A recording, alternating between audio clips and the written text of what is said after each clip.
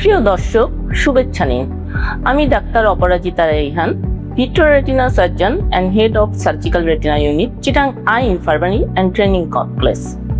আজ আমি একটি অত্যন্ত গুরুত্বপূর্ণ বিষয় নিয়ে কথা বলবো, অ্যাডভান্স ডায়াবেটিস আই ডিজিজ, মানে ডায়াবেটিস জনিত জটিলতা যা চোখের রেটিনাকে প্রভাবিত করতে পারে।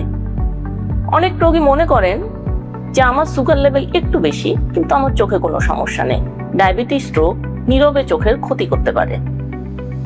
অনেক সময় রোগীরা আসেন অনেক দেরি করে, যখন হঠাৎ করে দৃষ্টিশক্তি হ্রাস পায়, চোখের ভিতরে রক্তপাত শুরু হয়ে গিয়েছে, এমনকি রেটিনাল ডিটাচমেন্টও হয়ে গিয়েছে।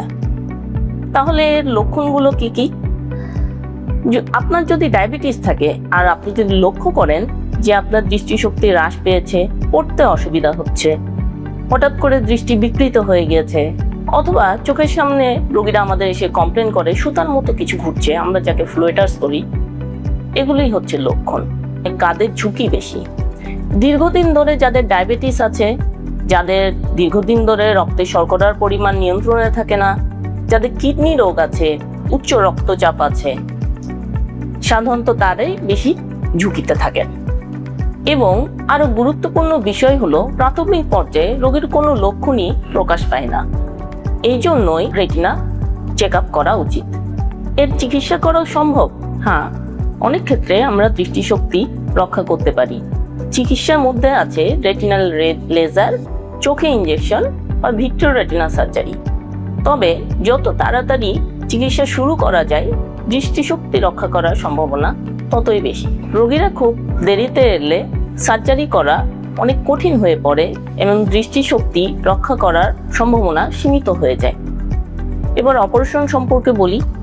অপারেশন শব্দটা শুনলে অনেক রোগী ভয় পেয়ে যায়। আধুনিক ভিট্রোরেটিনা সার্জারি অনেক বেশি নিরাপদ এবং উন্নত। দক্ষ হাতে উন্নত পদ্ধতির মাধ্যমে চিকিৎসা করলে রেটিনার রক্তপাত বন্ধ করা সম্ভব, রেটিনা মেরামত করা এবং অনেক ক্ষেত্রে দৃষ্টিশক্তি রক্ষা করা সম্ভব হয়। তবে সার্জারি কোনো জাদু নয়।